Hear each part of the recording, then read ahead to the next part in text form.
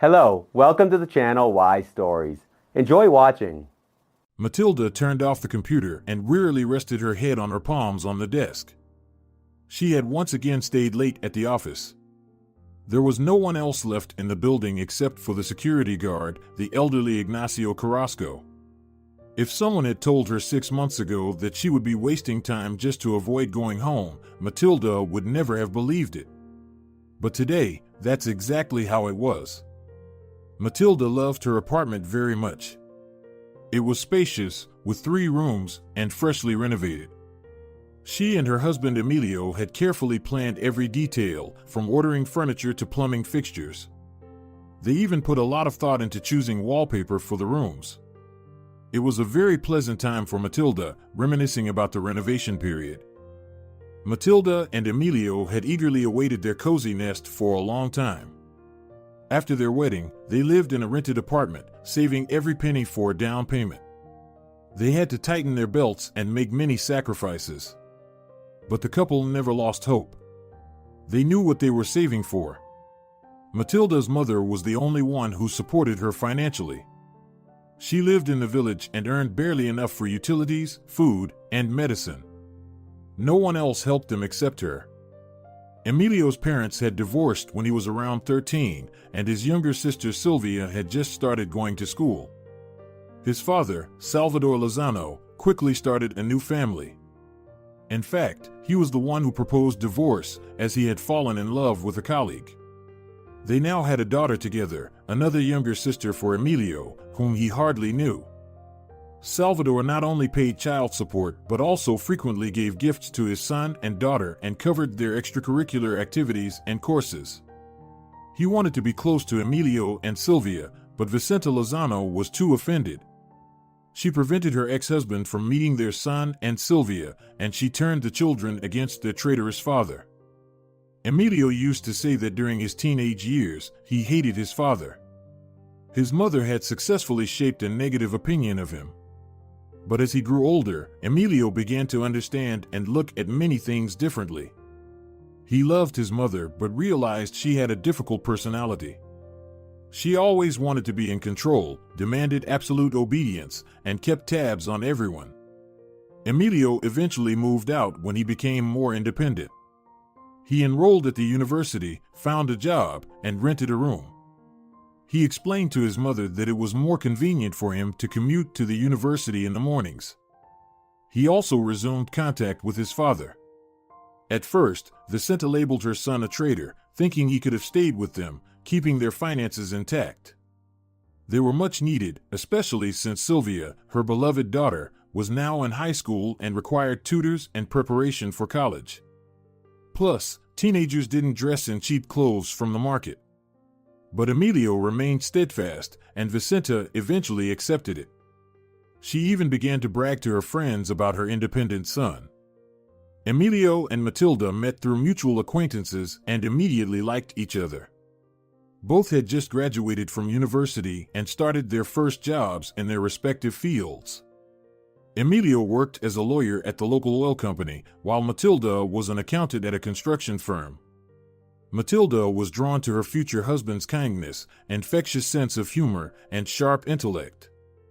Emilio, on the other hand, was captivated by Matilda's deep, aquamarine eyes and her uncharacteristic modesty and gentleness.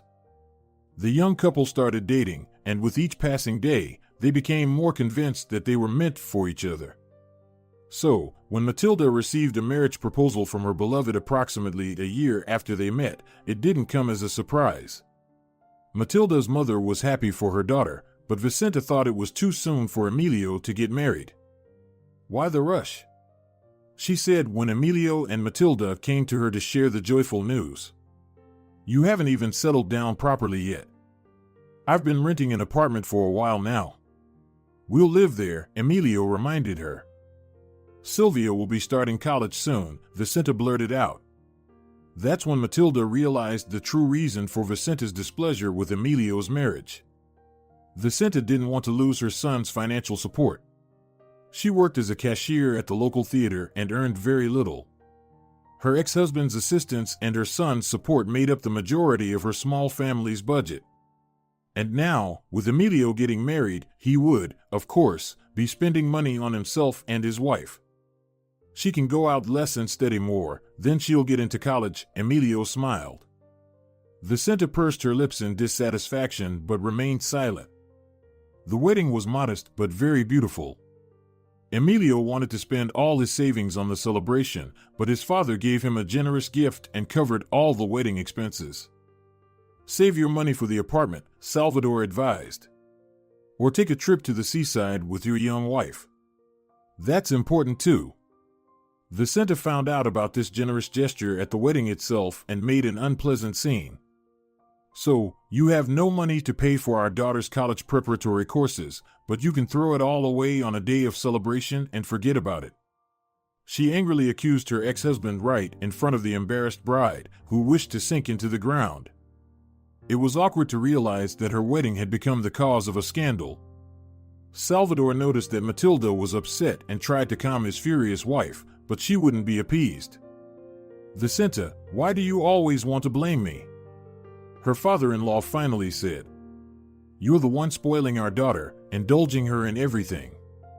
I already paid for her courses 6 months in advance, and she dropped them, and you supported her.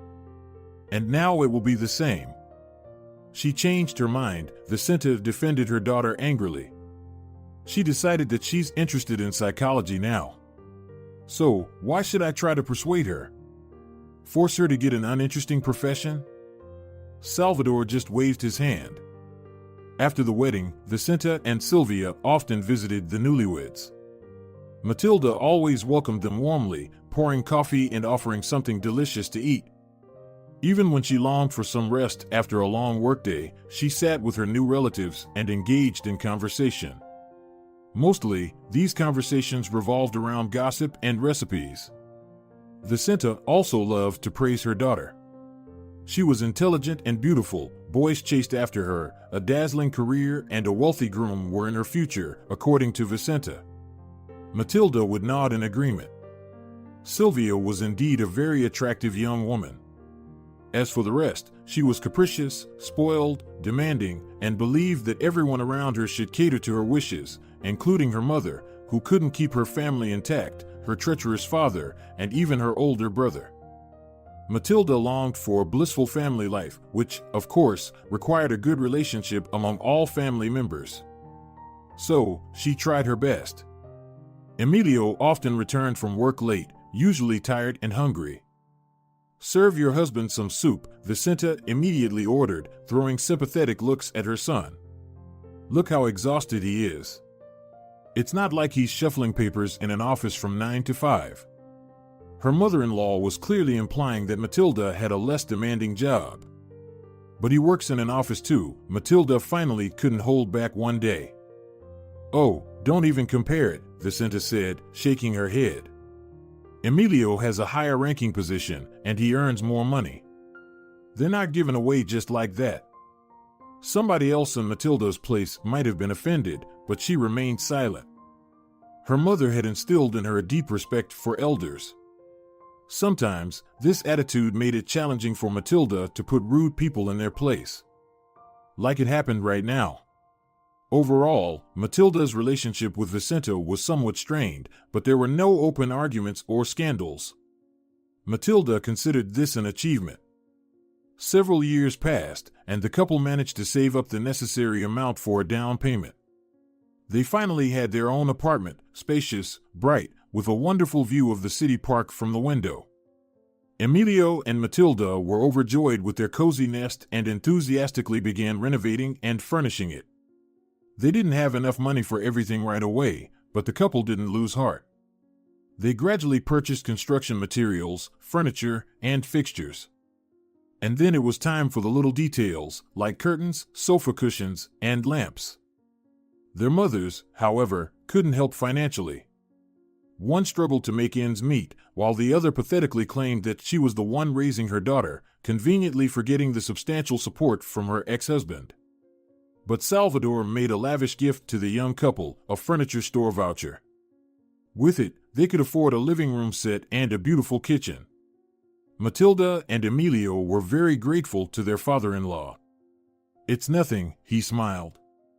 I'd like to help more, but I can't. You two have done well on your own. You can be proud of yourselves."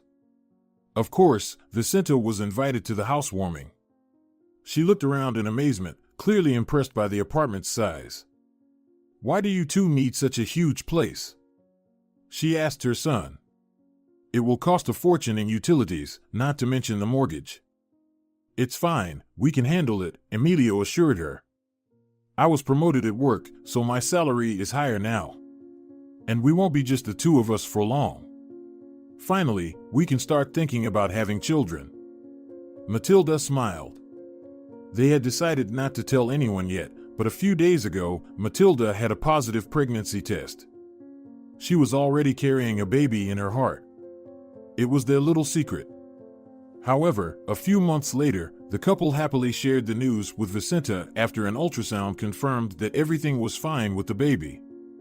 They even found out the baby's gender, a girl. Oh dear, Vicenta shook her head disapprovingly when she learned that her granddaughter would be born in June. A girl. Emilio probably wanted a son. "Stop it," Emilio interrupted.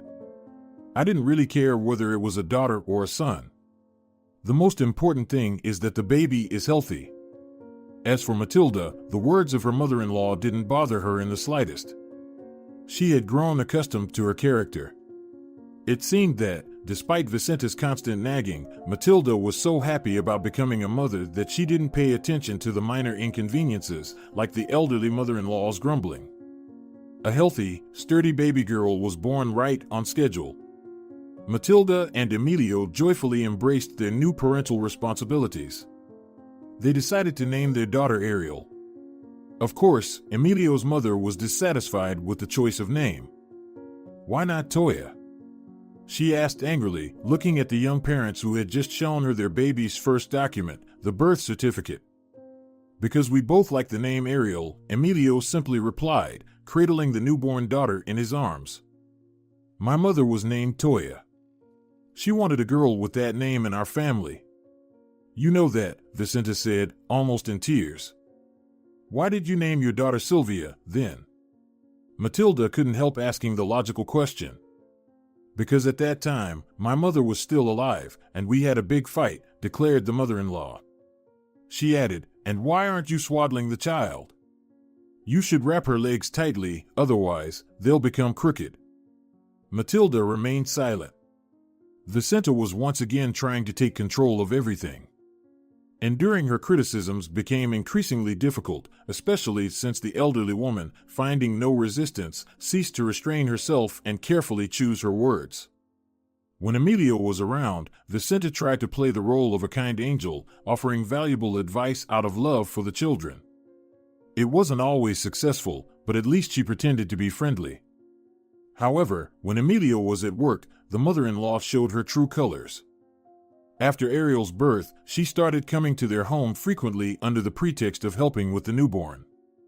"You're young and inexperienced, you don't know anything yet. You'll ruin the child's life," she used to say. Vicenta persistently made her tired daughter-in-law boil water for bathing the baby and iron both sides of the diapers. Matilda contemplated standing up to her mother-in-law, but she was afraid of offending the elderly woman. After all, she probably acted with good intentions. It was just her difficult personality. Plus, she didn't want to upset Emilio. He loved his mother, no matter how troublesome and domineering she was. Vicenta practically moved into their apartment. Matilda was on the verge of a confrontation. If their relationship suffered, so be it. She couldn't bear this total control anymore. However, the situation unexpectedly resolved itself. The mother-in-law started coming over less frequently, and then she disappeared altogether. It soon became clear that it had to do with Sylvia. She was expecting a child with a fellow student and needed to prepare for a wedding urgently. Matilda genuinely celebrated this turn of events. Why wouldn't she? Now Vicenta was entirely focused on her daughter. What a relief it was. The young couple had a luxurious wedding. The groom's parents spared no expense, and Vicenta even managed to gather a decent sum from her ex-husband for the celebration. "Didn't he pay for your wedding?" Well, he should make an effort for his daughter, Vicenta said when she dropped by for a moment. She had come to ask Matilda and Emilio for decorations for the car, which they still had from their own wedding. Vicenta didn't seem particularly interested in her granddaughter, Ariel, who had already started walking and trying to speak. The grandmother spent only 10 minutes with her before she hurried away. Now, she was no longer concerned about the fact that the child played with the wrong toys and ate unhealthy food. Vicenta had more important matters to attend to. The celebration truly unfolded with royal splendor. A luxurious restaurant, expensive decorations, a popular local host, invited artists, and over 100 guests. Vicenta felt and acted like a queen mother. "So, did we organize a good wedding for our daughter?" she asked Matilda, proudly surveying the elegant interior. The wedding dress alone cost a fortune. "Yes, indeed, everything is very beautiful," Matilda sincerely admired. "And the bride looks stunning in it. Sylvia is such a beauty." "That's because my daughter deserves only the best. Her married life begins in an elite restaurant, not in a third-rate diner," Vicenta declared. Matilda looked away. Her mother-in-law was clearly hinting at the difference between their wedding and Sylvia's, which had been much more modest. After the wedding, Sylvia moved in with her husband's family, and a new era of Matilda's relationship with Vicenta began. She once again visited her daughter-in-law frequently, sometimes with a gift for Ariel, but more often without, bearing a load of news instead. "Can you imagine how much trouble my poor Sylvia has to endure because of her mother-in-law?" Vicenta complained, comfortably settling on the kitchen sofa. She commented that the plates weren't washed properly. "And she insists on cleaning the bathtub from hair after herself because, you see, her long hair clogs the drain. She just doesn't understand that Sylvia has beautiful hair." Matilda nodded in agreement, wondering why Vicenta didn't notice that she was treating her the same way her mother-in-law treated her daughter. And now, she didn't have to wait long. The mother-in-law cast a critical eye on Ariel, who was running around barefoot and couldn't resist making a remark. "Why isn't she wearing socks? She'll get sick. Put socks or slippers on her right now." Matilda silently complied with the request. It might seem like a trifle, an innocent remark dictated by the grandmother's concern for her granddaughter. After all, this was a woman from a different generation with different rules during her child-rearing years. But the thing was, in the hour that Vicenta spent with her daughter-in-law, she had managed to criticize her for being slow, staying on maternity leave too long, being untidy, pointing out stains from spilled porridge on the stove, and being wasteful, noticing the price of the new nightlight in Ariel's room. Now she had seen that the granddaughter was barefoot. Ironically, Sylvia inherited a mother-in-law who had a very similar character to her own mother. Later, it became clear that her husband also took after his mother, equally capricious, spoiled, and convinced that everyone should have helped him. In hindsight, there was nothing surprising about this. Mothers with identical personalities raised similarly infantile children. Thankfully, Vicenta had chosen Sylvia as her favorite child, not Emilio, or else her son might have grown up just as spoiled as her daughter. Emilio, on the other hand, took after his father, Salvador, much more, and Matilda was thankful for that. Unlike his mother, Salvador visited less frequently, but he genuinely enjoyed his time with his granddaughter, spending hours playing with her. The little one adored her cheerful, kind-hearted grandfather and happily rode on his back along the long corridor. Salvador never came empty-handed and often lamented that work took up too much of his time, preventing him from seeing his loved ones as often as he would have. Sylvia's pregnancy was difficult. Vicenta shared such detailed information with Matilda that it made her uncomfortable. Why did she need to know all of this? Did Sylvia herself consent to her mother sharing such personal details? Sylvia had been hospitalized several times, and the threat of premature birth was constant. Vicenta worried, and Matilda couldn't help but feel sorry for her in these moments. No matter how difficult Vicenta was, you wouldn't wish for anyone to worry so much about their daughter. "They won't even let me in there," Vicenta sobbed. "I can't see my daughter often. When I come, they don't say anything. But her mother-in-law is dissatisfied, purses her lips, and looks at me coldly.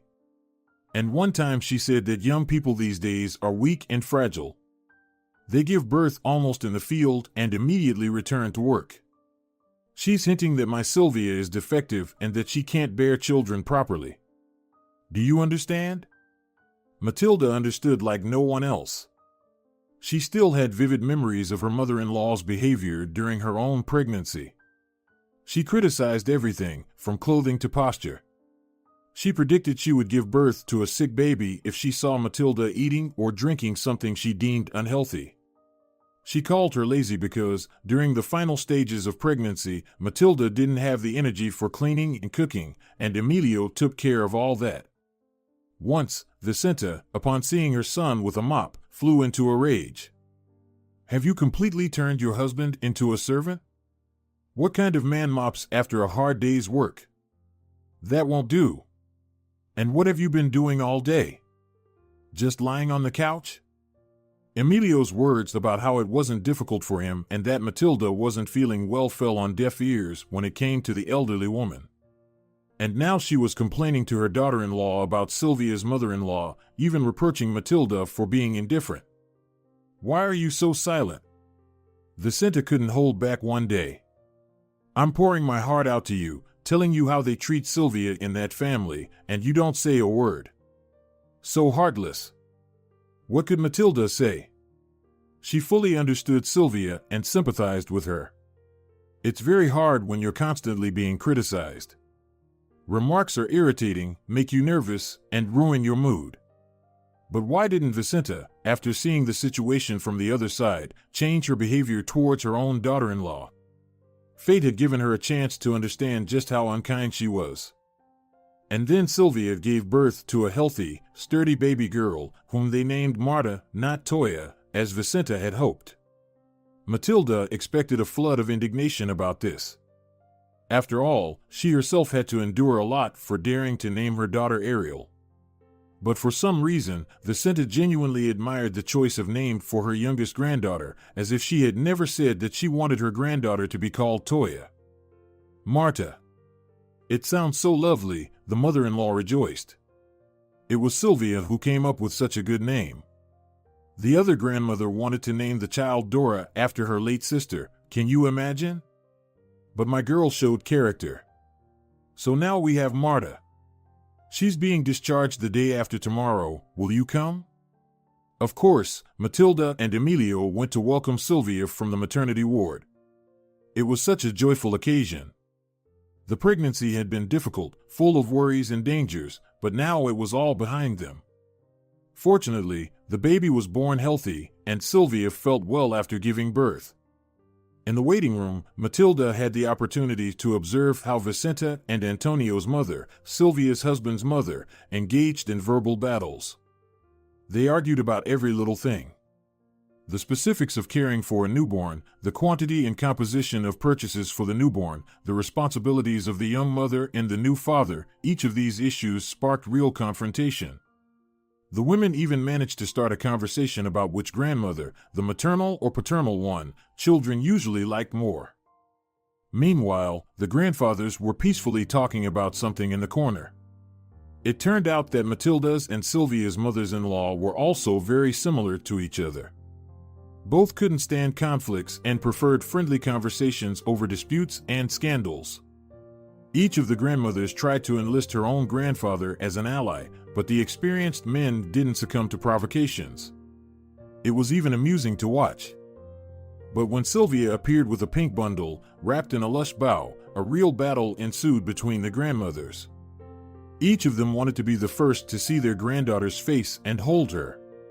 Even the hired photographer had to calm down the enthusiastic grandmothers and remind them that the focus should be on the young parents and the baby. Sylvia and Marta continued to live with Antonio's parents. Her husband's salary as a young professional left much to be desired. Sylvia hadn't worked a single day. First, it was her studies, and then taking care of the child. So, the mothers-in-law graciously allowed the newlyweds to live in their spacious apartment. She said, "They can't live in a tiny closet, can they? Can you believe it? Vicenta complained, feeling deeply offended. "She's hinting at our little apartment, isn't she?" The mother-in-law complained that her daughter-in-law practically didn't let her cross the threshold. Vicenta was willing to visit her daughter and beloved granddaughter every day, but, of course, the hosts didn't need a stranger constantly sticking her nose into their affairs. Unlike the tactful Matilda, they didn't hesitate to show it to Vicenta. Matilda involuntarily compared her mother-in-law's attitude towards Ariel and Marta. Their daughter with Emilio clearly didn't elicit the same warm feelings from Vicenta as Sylvia's child did. When Ariel was still a baby, Emilio's mother often came to help with her, but she didn't show any particular tenderness towards the infant, only criticisms and diagnoses. But she genuinely cared about Marta. She talked about the little granddaughter with admiration and love, boasting about her new achievements and claiming that a real prodigy had appeared in the family. Ariel didn't start walking until she was over a year old, but Marta is growing at an accelerated pace. She's only 7 months old, can you imagine? Vicenta proudly showed Matilda a photo of the charming little girl on her phone. "And she's almost talking already," says Mama. "And she loves me so much, you have to see it." Even though her own grandmother, despite living nearby, doesn't treat Marta the same way. The mother-in-law started visiting Matilda almost every day, complaining about how Antonio's mother tormented her daughter and turned her granddaughter against her. Matilda couldn't even imagine how one could manipulate a 7-month-old child, but Vicenta insisted that her daughter's mother-in-law was almost a witch. Then suddenly, Vicenta stopped visiting them so often. Matilda understood that there was some reason for her mother-in-law to stop burdening her with her problems and criticisms. A situation occurred that Matilda labeled a mother-in-law diversion. Perhaps Vicenta found new, more sympathetic and empathetic ears, or something distracting happened in her life. Matilda sincerely thanked fate for this respite, and, of course, she was curious to know what had happened. It turned out that Sylvia couldn't take her mother-in-law's attacks anymore. She had a big argument with Antonio, who didn't take her side, packed her things, put the baby in a travel bag with the essentials, and proudly walked out into the cold, dark night. She bid farewell to her detested mother-in-law, wishing her the best. Of course, Sylvia went to her mother's place. Where else could she go? Vicenta even rejoiced in her daughter's action, supported her, and praised her strong character, which didn't allow her to bow down to the new relatives. She said that they would raise Marta together, and everything would be fine. Vicenta also celebrated her victory. The eternal dispute with her daughter-in-law had finally come to an end. Now it was clear who Marta would love more. Of course, it would be her, the grandmother, on her mother's side. After all, the second grandmother, the one from Antonio's side, wouldn't even know. Vicenta certainly wouldn't let her through the door, no matter how much she hinted or begged.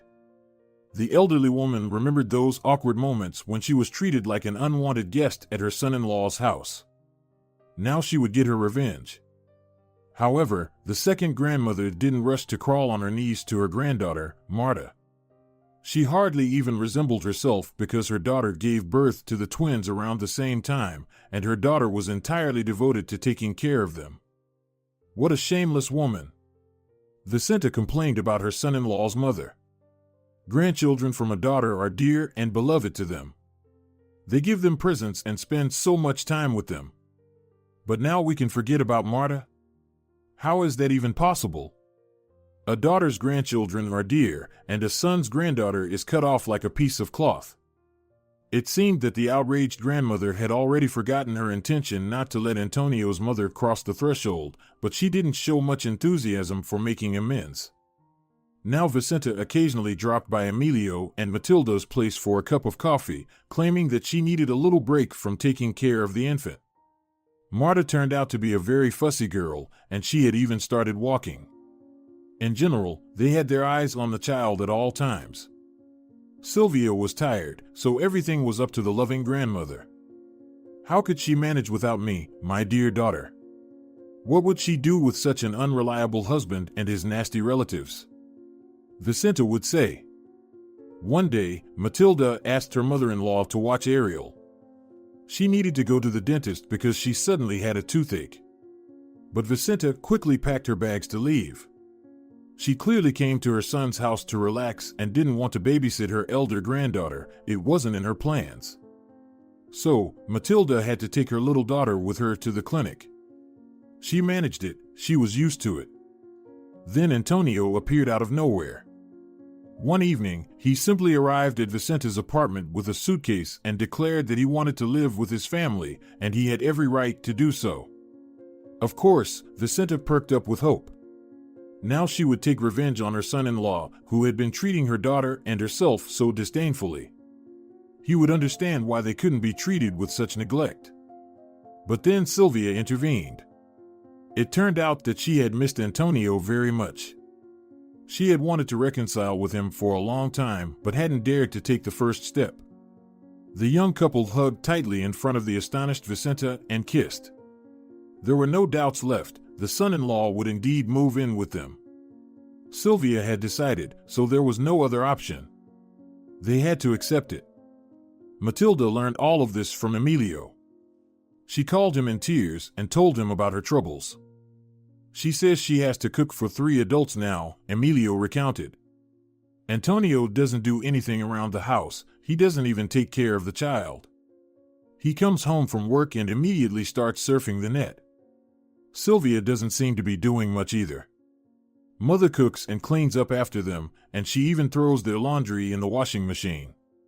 She feels like she has to take care of 3 children. Why doesn't she put them in their place? Matilda wondered. She certainly can do it. She practically orders me around. Is Sylvia afraid of offending her? She bursts into tears at the slightest thing.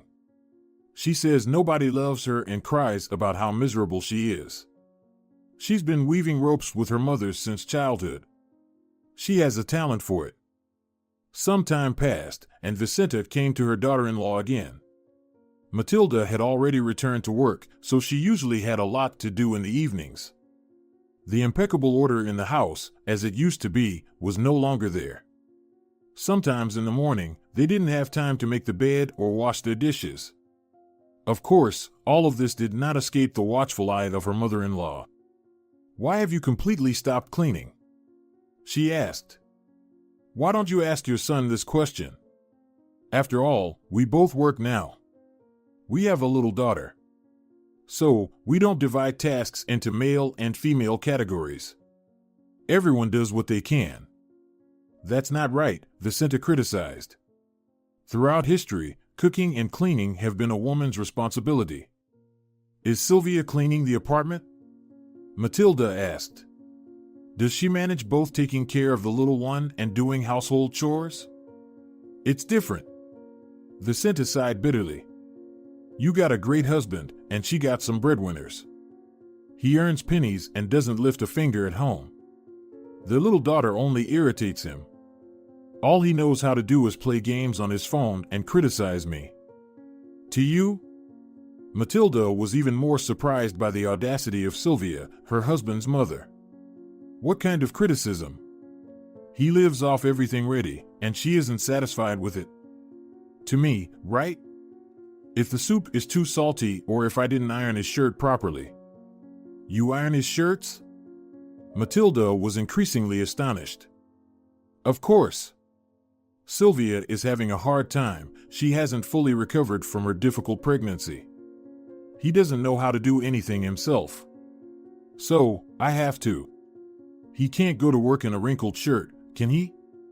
"You should kick them out so that they rent their own place," Matilda sincerely advised. "They've sit on your neck, and they don't want to do anything themselves. So, you'll keep feeding them." "Why not? They're living quite comfortably as it is. Why should you put in more effort?" "As for Sylvia's husband, I agree, and I would kick him out, but Sylvia loves this good-for-nothing." "What did she see in him?" The mother-in-law started visiting more frequently, and the complaints about the young couple became increasingly absurd. Sylvia and Antonio didn't value Vicenta at all. They ordered her around and treated her like a servant. Sylvia demanded that the grandmother take Marta for walks for several hours a day. After all, the young mother needed a break from her daughter. Moreover, the spouses had taken the only room with a large couch. Vicenta had to move to the kitchen. Sleeping on a narrow, hard cot was uncomfortable for the elderly woman, and her back started to hurt. And then it turned out that instead of returning to work, Sylvia was planning to take another maternity leave. One day, Sylvia and Antonio joyfully announced to Vicenta that she would soon have another granddaughter or grandson. They thought the grandmother would be delighted. Of course, this news did not please the woman. She tried to explain to the young couple that it was too early for them to become parents again. They hadn't achieved anything in life yet, and they had no financial stability. They couldn't even handle Marta on their own. "Do you want me to have an abortion?" Sylvia yelled. Antonio put on the appearance of a deeply offended person and silently left the room. He lacked the courage for a more manly gesture. He had no intention of seeking a job with a better salary. His current position suited him just fine. Here, nothing extraordinary was expected of him. He could quietly play computer games and chat online. Vicenta tried to influence Antonio through her mother. Setting aside her pride, she dialed her number and described the situation. "They're expecting a second child. We're all cramped together in this one-bedroom apartment. Your son doesn't want to look for a better-paying job, and they can't make ends meet with his current income. Do something about it. Either help your son with money or influence him to find a better job." To this request, she responded rather coldly. She had other concerns at the moment. She was helping her daughter raise her twins. Antonio's mother received unpleasant but, in essence, wise and correct words from him. They're old enough to decide if they want to have children or if they don't.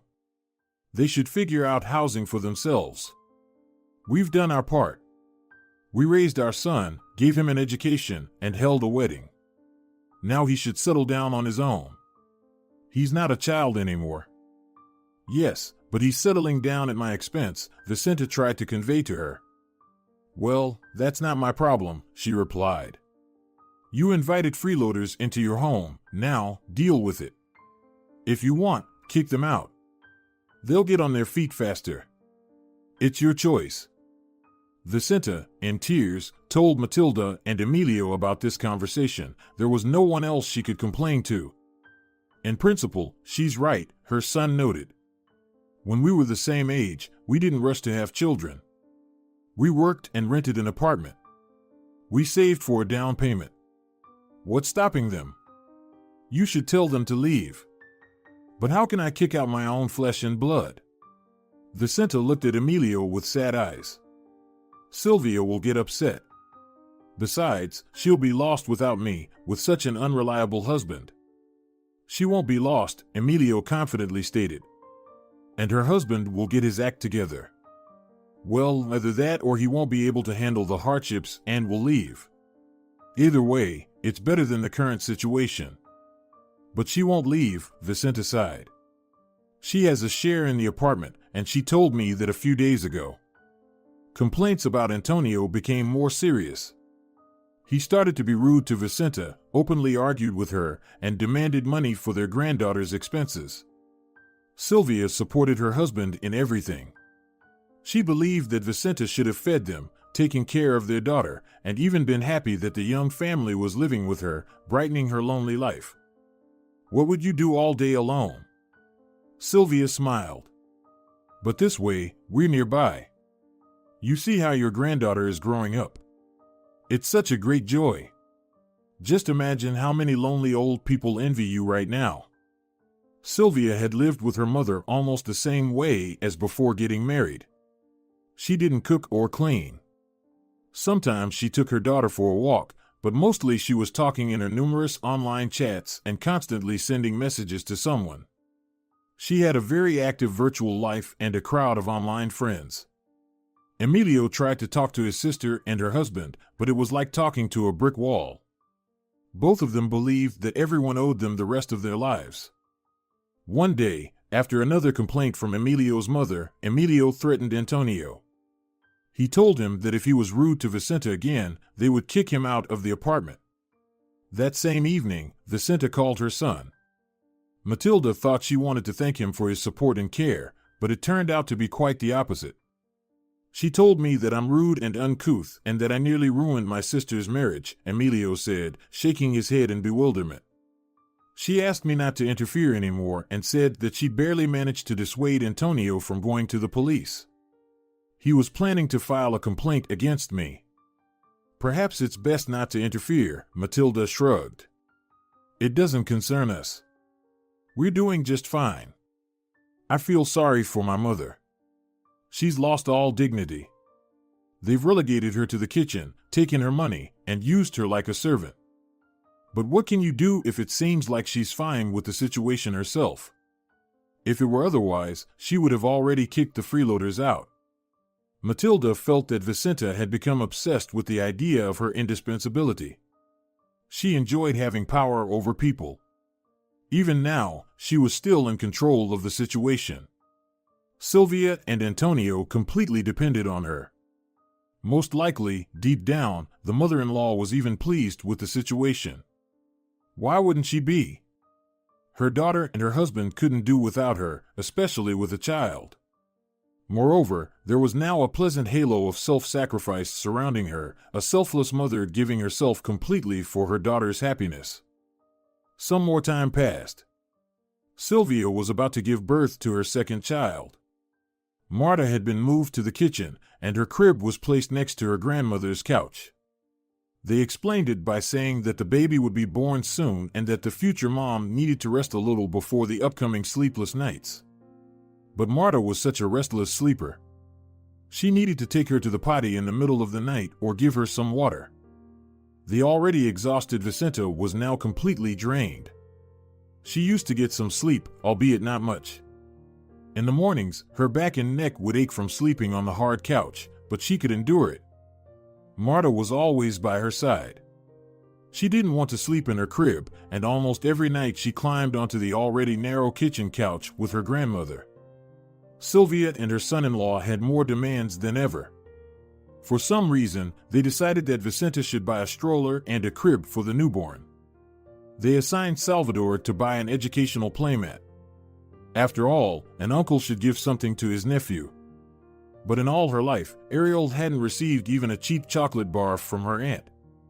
It seems like Sylvia and her husband have lost their minds. Salvador sadly shook his head when he came to visit Ariel.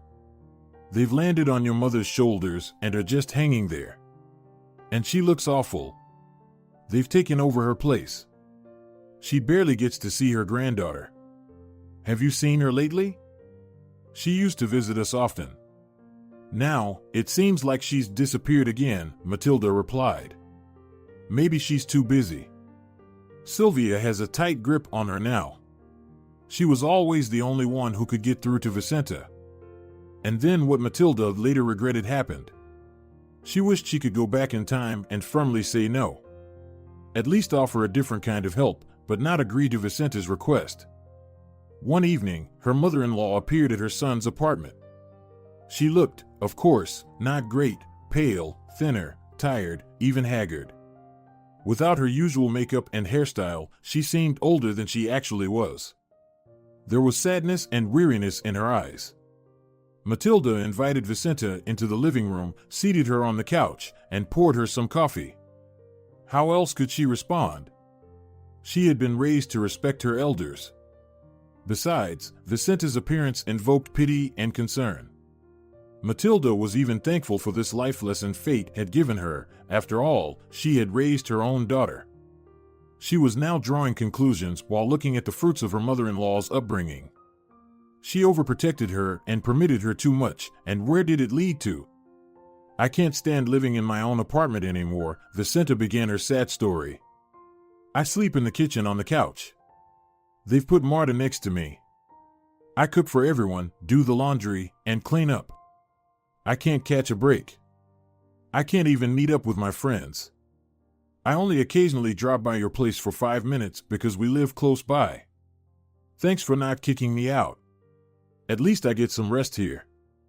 You're welcome to come anytime, Matilda said. I never thought it was so difficult for you. It's very tough. My son-in-law is lazy and rude. He works until 5, brings in peanuts, and has no intention of changing anything. He's comfortable with the way things are. He comes home, scatters his clothes around, and waits for dinner. He spends hours on his phone. That's not nice. And Sylvia isn't any better. Well, you can understand her. She's expecting her second child, hormones, and all that. But even she's going too far. She constantly compares me to her friends' mothers. They, supposedly, take care of the grandkids on weekends, and the young parents get to relax. I can't even give them a minute's break. All I do is work for their family. Sylvia forgets that her friends don't live with their parents, and they see their grandchildren only on weekends and not every time. My daughter is ungrateful. Something needs to be done about this. It can't go on like this. It's too much for you. Matilda sympathized sincerely with her mother-in-law. It was only later that she realized Vicenta was merely getting her into the right condition to achieve her goal. At the time, it seemed like the elderly woman was genuinely seeking sympathy. The situation had genuinely become complicated, and how could Matilda not support her mother-in-law? Yes, she could be demanding and controlling at times, but she had never done anything wrong to them. We must, Matilda, sighed her mother-in-law. I can't endure it there much longer. My heart is acting up, and my blood pressure is soaring. I went to the doctor, and they said I needed more rest. But how can I rest when there's such chaos at home? We're all crammed together here. They should rent an apartment. It's high time for them to become independent. Do you think it's that easy for them? Antonio is still a young professional earning peanuts. He doesn't want to do part-time work and isn't actively searching for a better job. And Sylvia won't let him. She says if he starts working more, their daughter won't see her father at all. But what's the point when Marta only sees him on the couch, glued to his phone? It's not very manly. I've told Sylvia the same thing, but she gets upset. She always says, "Mom, you are never satisfied. All you do is complain." At this point, Matilda tactfully remained silent. Sylvia was right about this. It was indeed an unpleasant trait in Vicenta's character to find fault with everything. She always thought she was right, and those who thought differently were either foolish or, at the very least, inexperienced.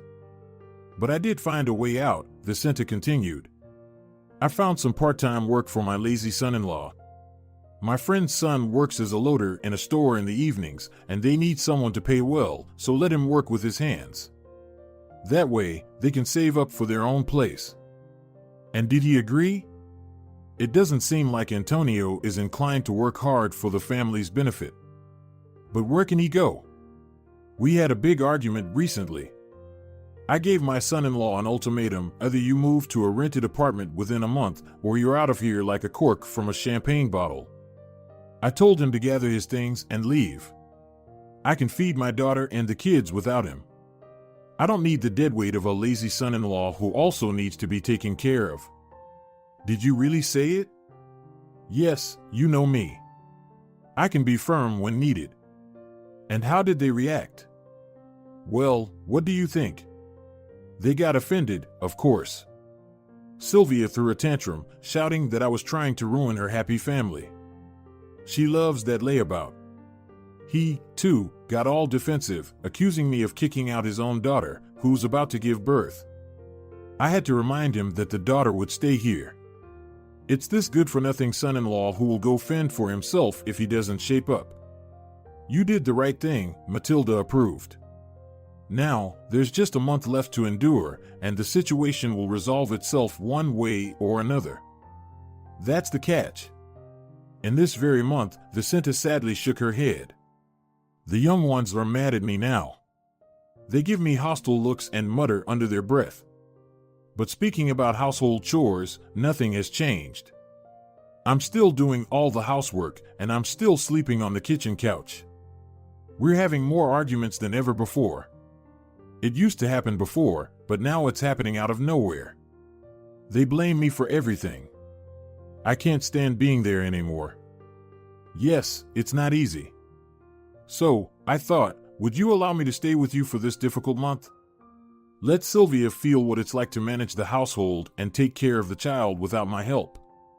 Maybe they'll argue over domestic matters and go their separate ways, or, on the contrary, they'll come to their senses and mature.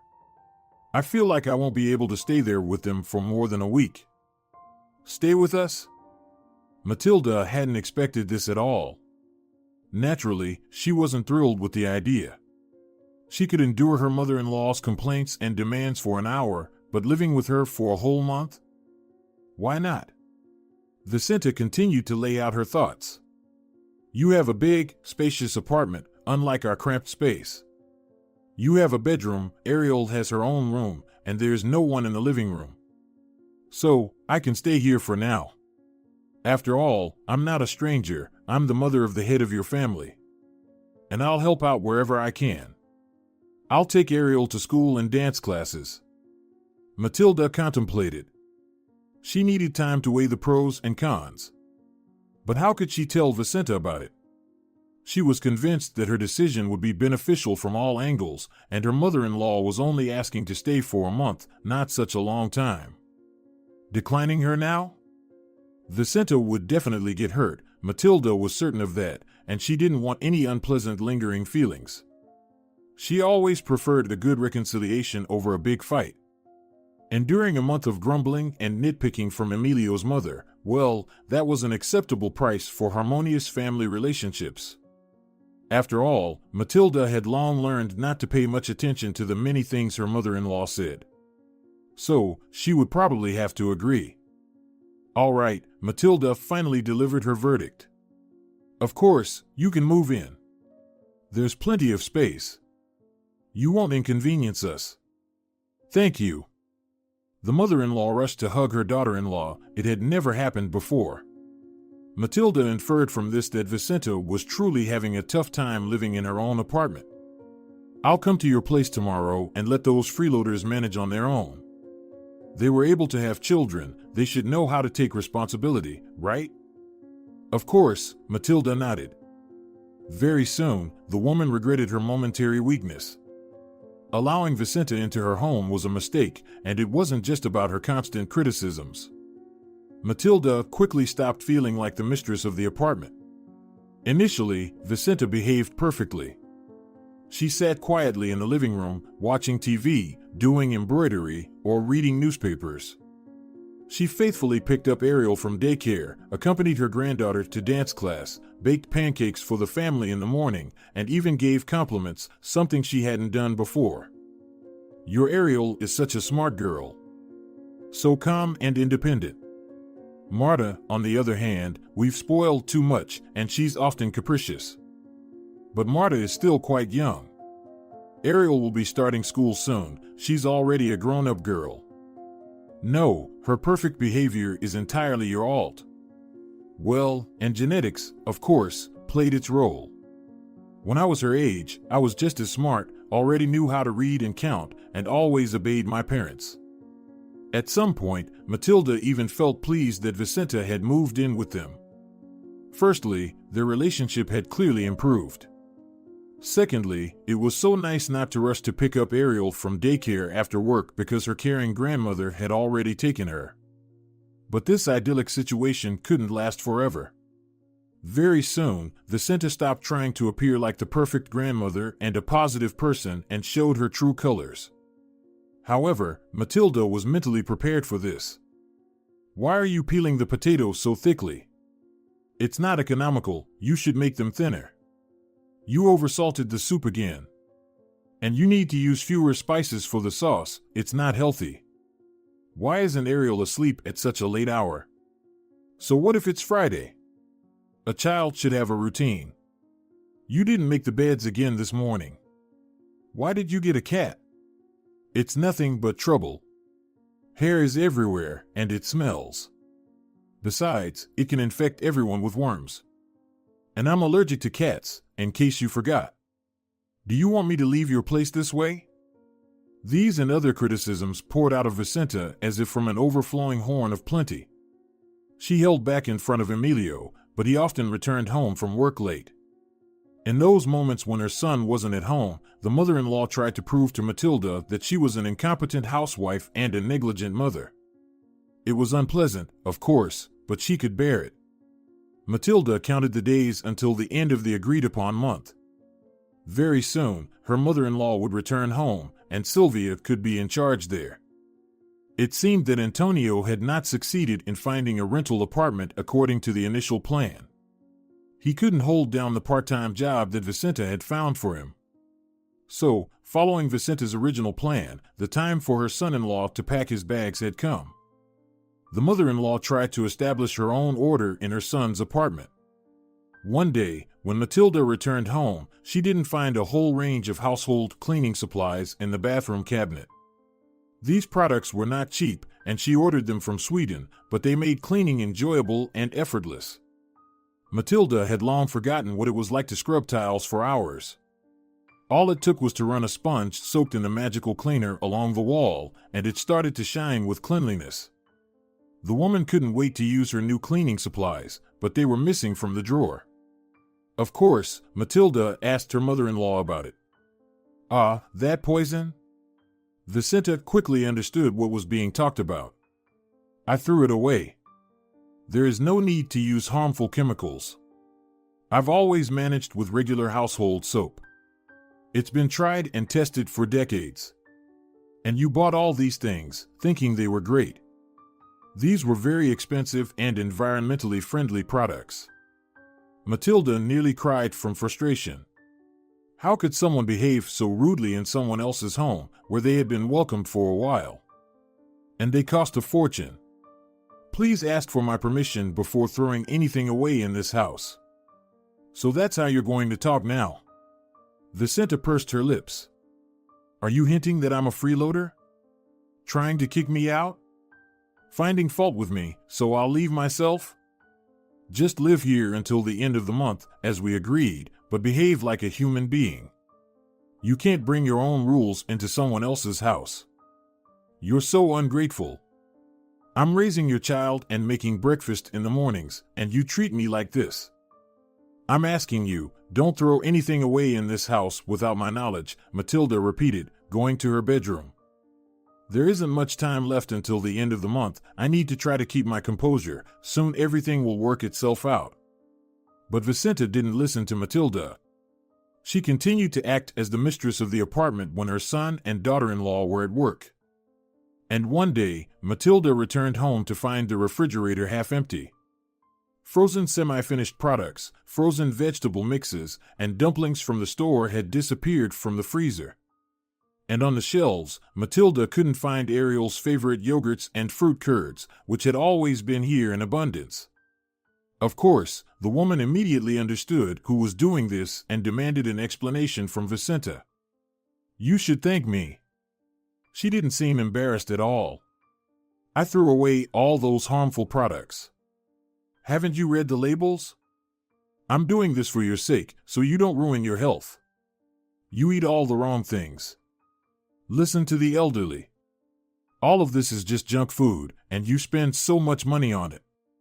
It's better not to be lazy and cook for yourself." Another time, when Matilda returned home, she found strange lace napkins on the shelves. The stylish interior of their apartment suddenly began to resemble the decor of some old country house. Matilda tried to remove the decoration, but her mother-in-law fiercely resisted. "What are you doing? These are so beautiful. My friend crochets unique items like these. Your place is so dull and gray. These little napkins liven up the decor. They're a special touch. It's my gift to you for hosting me." Matilda didn't even bother arguing, knowing it would be futile. The napkins would stay in their place. It was just one more needless argument. And it got worse. Soon, Matilda and Emilio's apartment began to feel like Vicenta's own home. The elderly women were sitting in the living room, drinking coffee, and talking quietly. They didn't seem to make any noise or cause disruptions, but Matilda couldn't relax after work with strangers in her home. Emilio hardly noticed what was happening. He came home late, tired, and hungry. Vicente tried to behave perfectly when he was around, and any complaints that slipped out were rare and easily passed off as friendly advice. When Matilda tried to explain the situation to her husband, her words didn't sound very convincing, and she knew it herself. It seemed as if she were nitpicking at the elderly woman for no reason. "Well, yes, Mom has quite a character. It's not easy to deal with," Emilio agreed. "But she wishes us only good things. She just doesn't express it very gracefully. Keep calm, it will take a bit longer, she'll be back home soon." A month passed. Matilda had hoped that the longed-for peace would finally come. Life would return to normal. There would be no more fear of your groceries ending up in the trash can. No more having to listen to complaints about every little thing. She could once again roam the house in a stretched-out comfy t-shirt, munch on chips in front of the TV, and leave the dishes unwashed until evening without worrying about being called sloppy or lazy. How easy and pleasant would life be without Vicente's scrutinizing gaze, always looking for flaws? But Matilda's dreams were not meant to come true. A month passed, and Vicente showed no signs of packing her bags. Matilda asked her husband to talk to his mother. She felt awkward starting such a conversation herself. Her mother-in-law already believed that her daughter-in-law was taking advantage of her. It turned out that nothing had changed in Sylvia's family over the past month. Antonio hadn't managed to save up enough money for rent. In fact, their financial situation had worsened. Without Vicente's help, the young parents had to enroll Marta in a private daycare center. There were no available spots in a regular one. Now, the lion's share of the family budget went towards paying for the preschool facility. Renting a place to live was out of the question now. Vicente tried to kick her son-in-law out of the apartment as initially agreed, but Sylvia protested once again. She stood up for Antonio vigorously and accused her mother of not being able to hold on to her husband and now envying her daughter's happiness. Her son also joined in with loud words. Vicente realized she was powerless in this situation, at least for now. The elderly woman hoped that after Sylvia gave birth to the second child, she would finally realize how unreliable her beloved husband was. With one child, they somehow managed to enroll Marta in a private daycare center, where she now stayed late in the evenings. But with a newborn, there would be more responsibilities and expenses. Only diapers cost a lot. Antonio wouldn't be able to handle these payments, and he definitely wouldn't be helping with the newborn. So Vicente reasonably concluded that the situation would resolve itself. Sylvia would get tired, realize that she had chosen an unreliable husband, and kick him out herself. Or perhaps Antonio would be the one to run away from the family troubles. Such an outcome couldn't be ruled out. And only then would Vicente return to her apartment when the lazy one's feet were no longer there. Matilda sighed. Sylvia was due to give birth in a month. That meant her mother-in-law was planning to stay with them all this time. And then who knows how long they'd have to wait for the situation with Antonio to resolve itself? It postponed their peaceful living indefinitely. But Matilda couldn't bring herself to kick the audacious Vicente out. Her upbringing prevented her from doing so. Sometimes, Matilda even felt like a complete fool for not knowing how to put people in their place. And she couldn't ask her husband to kick out his own mother either. Emilio would be caught in the middle. On one side, there was his mother, whose living conditions in her own apartment had become unbearable, and on the other side, there was his suffering wife. And so, Matilda decided to wait a little longer. Perhaps everything would work itself out naturally. But things only got worse. When Sylvia gave birth to a son, the young family found themselves in dire financial straits. They had to withdraw Marta from the private daycare, which was now beyond their means. Sylvia quickly found a solution. Every morning before work, Antonio dropped Marta off at Vicente's place. In essence, Emilio and Matilda's apartment had become Marta's new daycare center. Vicente wasn't thrilled with this situation either. "And now they've gotten to me," she complained to her future daughter-in-law one evening. "They bring Marta here. They don't want to take care of the kids themselves." "So why did you agree then?" Matilda asked. She didn't like the fact that there was now a young child in her apartment all day long. There were broken toys, crumbs everywhere, and the fingerprints of little hands on mirrors and tiles. She had gone through all of this with her daughter, Ariel, and it seemed like she could finally forget about these toddler problems. But no, now not only Vicenta but also little Marta were living in their apartment. How can I refuse them? Vicenta shrugged. Sylvia says that all grandmothers help with their grandchildren. And she's right, it's really like that. She said that if I refuse, she'll never consider me her mother again and won't let me see the grandchildren. That's just nonsense, Matilda sighed. She'll never be able to do without your support. She's just acting up. Matilda understood that she herself, just like her mother-in-law, couldn't assert her conditions, was afraid of a scandal, and that relations had deteriorated. Her mother-in-law allowed her capricious daughter to have her way, and now Matilda has obediently allowed Vicenta to impose her presence on them. The situation was at a standstill. Now Vicenta no longer went to pick up Ariel from daycare. She didn't want to bother with the little one. Moreover, she was relieved to hand Marta over to her daughter-in-law, as often when Matilda returned from work, the child was still with them, and the woman couldn't remain indifferent to the baby. After all, the little one needed to be looked after. It was just one step away from disaster. All of this was incredibly draining. Matilda even began to get angry with her husband for not doing anything to improve the situation. Later, it turned out that Emilio had tried to reason with his sister and Antonio. He had gone to them, tried to get through to them, called things by their names, but it hadn't led to anything. Only later did Sylvia call and complain to her mother about her brother, and as usual, the mother supported her beloved daughter. Emilio, once again, asked her not to get involved. He agreed but set a condition: they had to resolve the issue with Marta within 2 weeks. They'll give her a spot in daycare soon, just hold on a bit longer, she pleaded with her son and future daughter-in-law.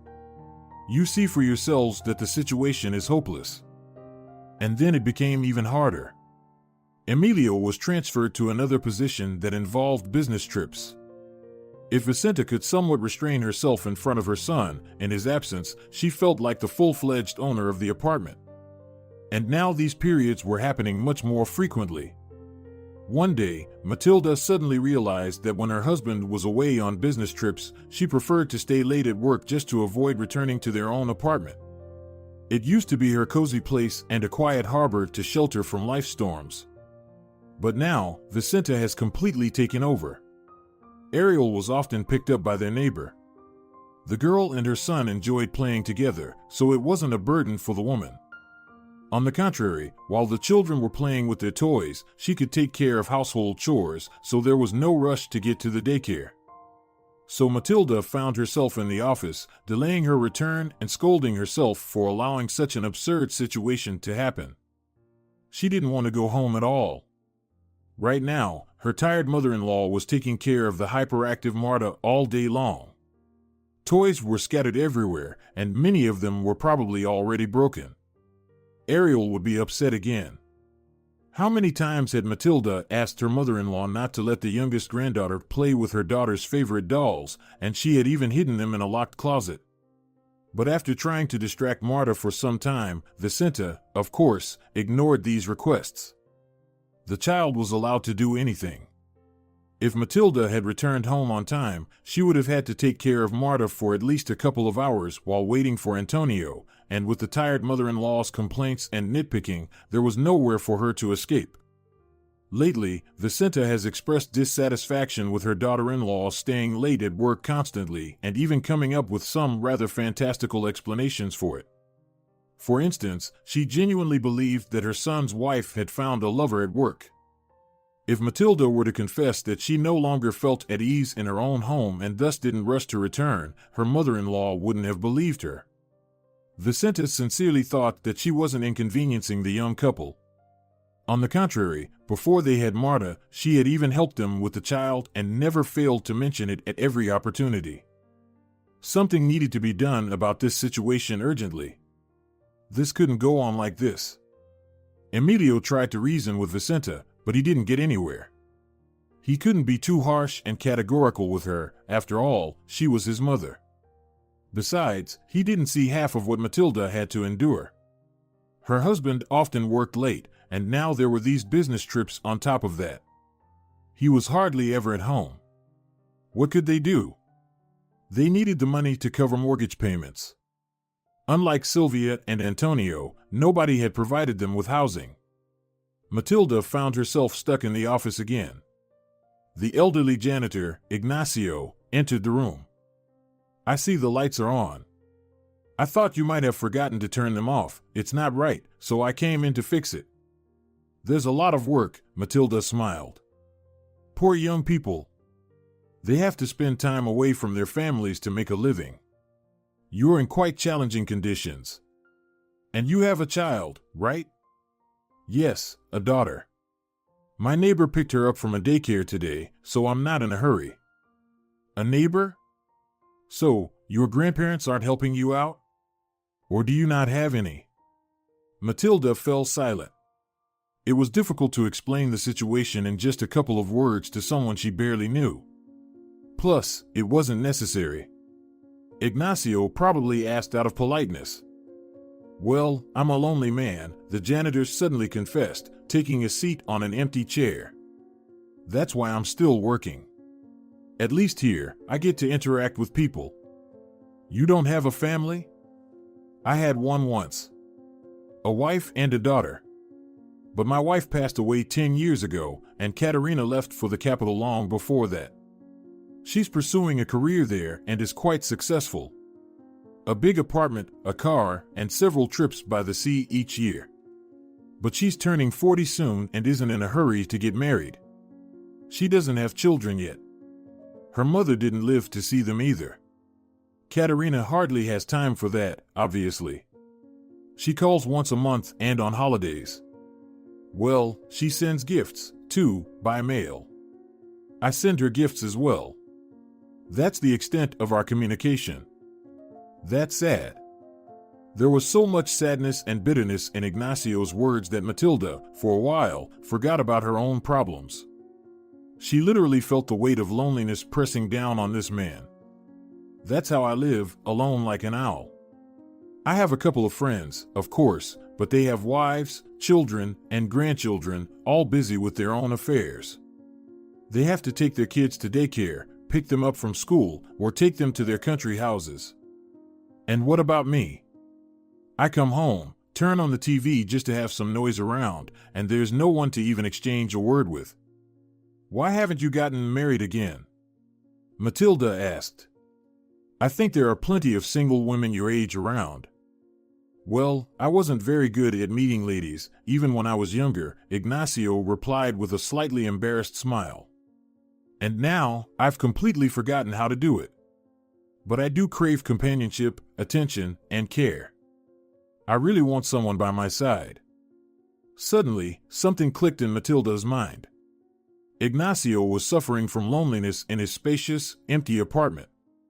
Meanwhile, they were enduring inconveniences because their family had grown and Vicenta had nowhere to live. What if she introduced Vicenta to Ignacio? He longed to meet a significant other. And Vicenta wouldn't mind having someone to boss around. Ignacio would probably appreciate her decisiveness and assertiveness. He was yearning for someone to pay attention to him. With Vicenta, he wouldn't be lacking in that department. And if they didn't like each other, nothing would be lost. They could go back to how things were indefinitely. But it was worth a try. "You know, I think I might be able to help you," Matilda said, looking into Ignacio's eyes. "How?" he asked, surprised. "I have a mother-in-law. She's living with us right now. She's also alone. She divorced her husband a long time ago. Well, she probably focuses all her attention on her children and grandchildren," Ignacio nodded. "I know women like that. They usually don't have time for relationships. And I can understand them." If only Ignacio knew that Vicenta would gladly dive into a relationship, leaving the children and grandchildren to fend for themselves. She was tired of playing the indispensable mother and grandmother and was so exhausted that her daughter and son-in-law depended on her. Even her appearance had changed. She looked like a beaten-down horse, always disheveled and worn out. In the old days, she used to be well-groomed and put together, always with a fresh manicure and hairstyle. My mother-in-law is definitely not like that, Matilda smiled. She's ready for a relationship with a mature, decent man. By the way, here's her photo. Matilda showed Ignacio a photo of Vicenta from Sylvia and Antonio's wedding. In the picture, the elderly woman looked like an actress. Her mother-in-law indeed had a striking appearance and knew how to present her strengths. "So, how do we meet then?" Ignacio asked. "I would really like to get to know her better." "Here, we need to proceed carefully, not too directly," Matilda decided. If Vicenta found out that she was trying to set her up, she would resist meeting Ignacio and accuse her future daughter-in-law of trying to get rid of her by any means necessary. "Ignacio, do you have social media accounts?" "Yes, my daughter registered me. I chatted with some old friends there. I also look at Katerina's photos, it's a relief.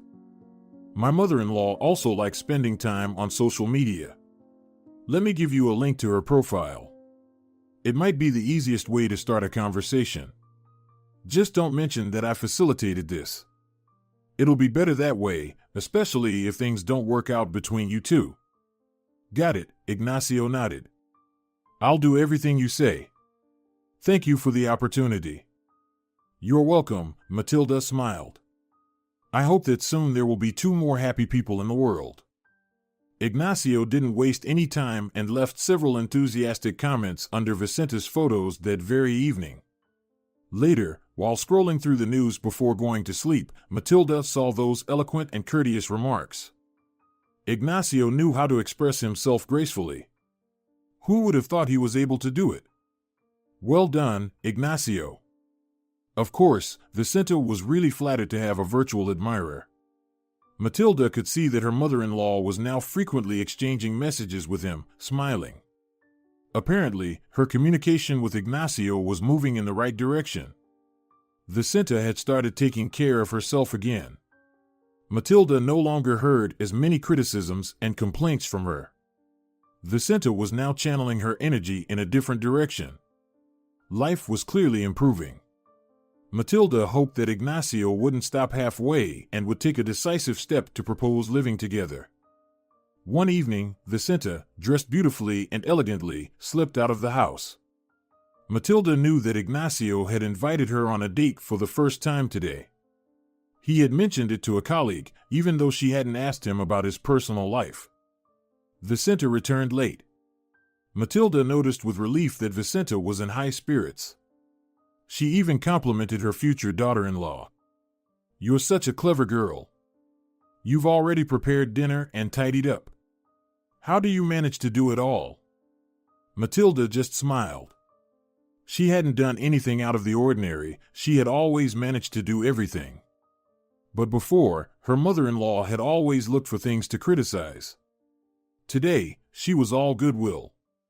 Love truly works wonders on people. Of course, Vicenta couldn't help but like the polite and considerate Ignacio. Exhausted from loneliness, the elderly man had apparently displayed all his best qualities on their date and had clearly won Vicenta over. Their relationship was progressing rapidly. Now, Vicenta often left the house. They went to the theatrestro in the park, or sat in cafes together. Vicenta didn't hide the fact that she had a suitor. On the contrary, she proudly told everyone about him. "He's so intelligent, he knows so much, and he speaks so beautifully." Vicenta shared her impressions with her daughter-in-law. Her daughter didn't understand, but Matilda listened with interest and approval. "Mom, what kind of relationship can you have at your age?" Sylvia wondered. "You're first and foremost a grandmother, and you should be looking after your grandchildren, not going on dates. It's embarrassing." "These are not just your grandchildren, but also her children," Matilda reminded her. "And she spends much more time with them than their mother and father." "You're right," her mother-in-law agreed with her for the first time. "It's high time for you to become more independent. I love my grandchildren, and I love all of you kids. But that doesn't mean you can keep depending on me. You're trading your own grandchildren for some old guy. Don't talk about him like that. Vicenta sharply reprimanded her daughter. When you get to know Ignacio better, you'll like him too. Sylvia was offended and stormed out, slamming the door loudly. Don't worry, she'll calm down, Vicenta waved her hand nonchalantly. Matilda rejoiced. Finally, her mother-in-law had seen the light and put her daughter in her place. And then the long-awaited moment came. Vicenta announced that she was moving out. One day, upon returning home, Matilda discovered several packed suitcases in the hallway. What's this? The woman exclaimed in surprise. I'm moving out, Vicenta smiled. To Ignacio's place. I never thought that I could fall in love again at this age. Wow, Matilda exclaimed. I can hardly believe it myself. A truck will be here in an hour. Ignacio arranged it. He'll be here to help with things too. Are you happy about this? Matilda asked. I'm thrilled, Vicenta confessed. Her eyes were shining with genuine joy. I never thought such an option would be possible for me. Why not? Her future daughter-in-law smiled. You and Ignacio aren't that old. Thank you for everything. For providing a haven and for your patience. I know I can be unbearable at times. But you always held back and avoided conflict. I notice all of that, and I truly appreciate it. Matilda simply nodded. She had no intention of trying to convince her mother-in-law that she had been difficult. It hadn't been easy for her. True, Ignacio had worked a miracle. Lately, Matilda has even enjoyed talking to Vicenta. It turned out that she could be a wonderful conversationalist. Emilio will be surprised when he returns from his business trip, Matilda said, glancing at the suitcases. He has no idea about the changes in your life. Oh, he has, Vicenta smirked. He called me just a couple of hours ago. Sylvia told him that I was being lured into some kind of cult. She wanted her son to influence me. But I explained everything to him. Emilio is happy for me. Into a cult? Matilda couldn't help but smile. Well, yes. It's hard for her to accept that she's losing her free nanny. But now they don't have to rent an apartment, Matilda remarked. They can stay with you as long as they need to. They didn't seem to be planning to, Vicenta replied. It's fine, they're still young. They'll grow up and understand. Vicenta moved in with Ignacio. Now, every time they met, Ignacio thanked Matilda. Her mother-in-law had shown her best side and turned out to be an excellent hostess and a caring and attentive partner. Ignacio praised her personal qualities and culinary skills. He spoke of kindred spirits. He even seemed to improve and rejuvenate. Now, the man was no longer alone, and it clearly benefited him. Vicenta also talked about how happy she was. Matilda didn't recognize her mother-in-law. She had become an entirely different person. Apparently, her unruly behavior was a result of her unfulfilled personal life. Ignacio didn't mind having his beloved woman's grandchildren visit their home. On the contrary, he happily played with the little ones. But Sylvia and Antonio couldn't just dump their kids on their grandmother and new stepfather because Vicenta and Ignacio led an active life, traveling, going to theaters and museums, meeting with friends, and going on hikes. They rarely stayed at home. So Sylvia had to learn to be a mother to both of her little ones by herself. And she actually ended up enjoying it. Ignacio became a caring grandfather not only to Sylvia's children but also to Ariel. The girl loved visiting Vicenta and Ignacio's place. They always had gifts and treats waiting for her. Salvador also got to know Ignacio. The men immediately found common ground and even became friends. When Emilio returned from his business trip, Matilda told him everything. She didn't hide the fact that she had played a role in her mother-in-law's personal happiness. "You've really outdone yourself," her husband exclaimed sincerely. "Mom is radiant, and Ignacio is too.